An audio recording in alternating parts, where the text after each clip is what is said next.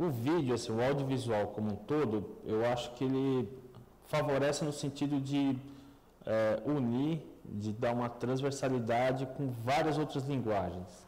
Então, como isso pode acontecer? Para a gente produzir um vídeo, né, a gente tem que começar primeiro pensando num roteiro, independente se é de ficção, documentário, nós temos que começar a pensar num roteiro. Para pensar num roteiro, a gente está pensando em literatura, em dramaturgia, então a gente já começa a pensar em personagens e tal. Aí tudo bem, a gente resolveu essa história do roteiro, né? Então a gente tem que pensar assim, pô, como é que a gente vai realizar? Então aí a gente tem que pensar na linguagem cinematográfica. Então como é que eu transformo essa cena numa cena em vídeo? Né? Onde eu corto, como é que eu gravo isso, eu vou ter que editar, não vou ter que editar. Então já começa a se pensar uma narrativa visual. Aí, para a gente pensar a narrativa visual, eu já tenho que pensar também no sistema de produção. Então, como é que eu vou produzir isso? Quem vai cuidar de figurino? Né? Quem vai cuidar das locações? Onde nós vamos gravar? Né? Quais são as pessoas que vão participar? Então, eu já começo a mobilizar várias pessoas que, de repente, estão além daquele grupo escolar. Depois que nesse sentido, eu já comecei a pensar em literatura, já comecei a pensar em cinema, já comecei a pensar em produção, né? Eu sou obrigado a pensar também o lado técnico, como é que se mexe com uma câmera, como é que eu gravo isso, como é que é o som, eu preciso de microfone, não preciso de microfone, né? As pessoas vão ter que falar alto, vai ter que falar mais baixo, vai ter cena que não vai ter som. Então são tantos aspectos para se criar uma história, um vídeo, uma obra audiovisual na sala de aula, que isso facilita assim, os alunos a meio que investigarem um monte de coisas.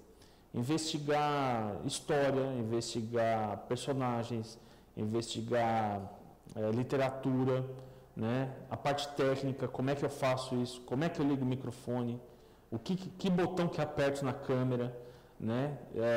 E assim, o audiovisual permite o aluno a trabalhar praticamente quase todas as disciplinas da escola, né? Ciência, até matemática entra. Para fazer a produção você tem que pensar matematicamente, assim, o que a gente tem, o que pode fazer, qual vai ser o resultado, né? A gente tem a literatura, nós temos a ciência, tem a tecnologia, né? Nós temos o trabalho humano, trabalho social, né? Esses alunos vão ter que trabalhar em equipe, né? Eles vão ter que fazer algo que de repente expresse o que eles estão pensando, então eles vão ter um trabalho crítico aí de construção de ideias, de construção de críticas. Então, a meu ver, assim, o audiovisual é essencial para o trabalho na sala de aula. Essencial no sentido de dar um cruzamento de todas as disciplinas, de transformar, de fazer com que os alunos percebam a importância de um trabalho em equipe, né? Perceber, por exemplo, como é que a gente processa uma ideia, né? Como é que a gente realiza uma ideia.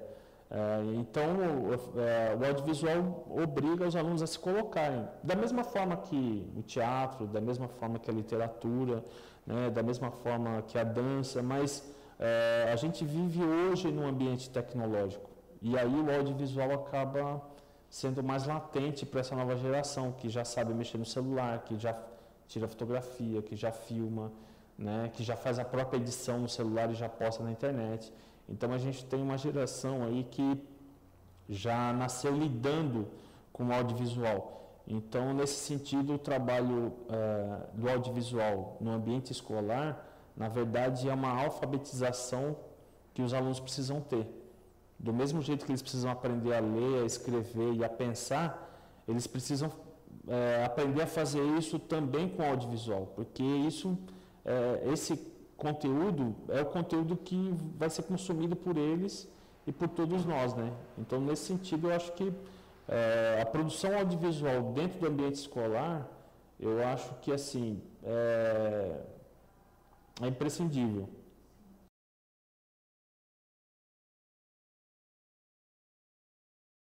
Por muitos anos, assim, o cinema entrou na escola através de exibição, né? Então, os alunos sempre assistiam filmes, os professores traziam filmes e discutiam diversos temas de filmes com os alunos.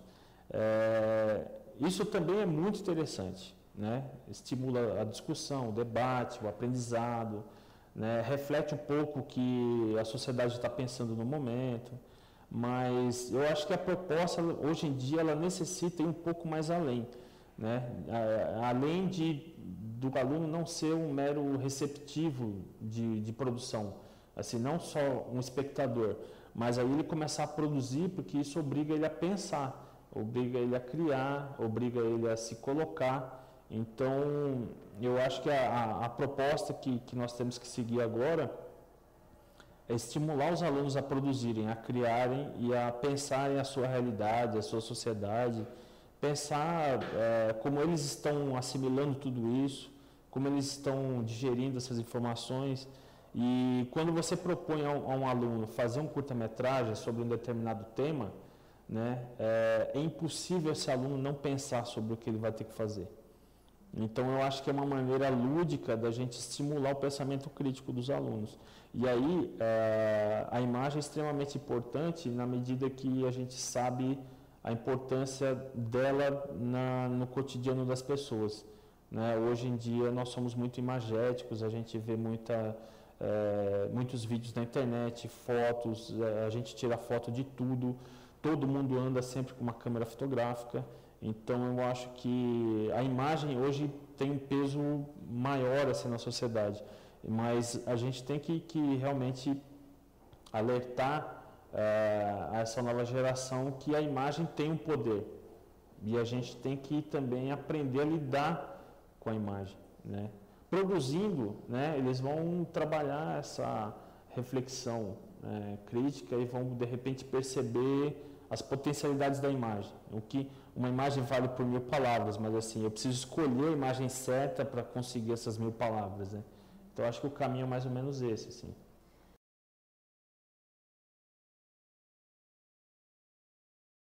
A experiência positiva que eu posso citar aqui, logo de cara, é de repente ver, sei lá, 5, 6 alunos do ensino médio, né, que nunca fizeram cinema, mas sempre gostaram de internet, baixam programas na internet, aprendem a mexer com os programas, fazem tudo sozinho. De repente, 6 alunos se juntam em 6 meses e criam um filme, né, com efeitos especiais, com produção, assim, com aquela vontade de fazer aquele filme que eles gostam de ver no cinema. E aí você percebe que 6 alunos do ensino médio que nunca estudaram cinema, de repente conseguem fazer um curta-metragem de boa qualidade técnica, com bom som, boa imagem, contando uma história, né? E aí esse trabalho, de repente, estimula parte dessa turma a continuar produzindo e a perceber que eles podem fazer isso. Eu acho que o mais interessante de uma proposta como essa é você conseguir fazer com que os alunos percebam que eles podem fazer, né?